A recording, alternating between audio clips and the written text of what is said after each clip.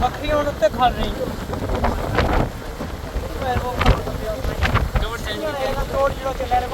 cover जाएंगे तब मेला ना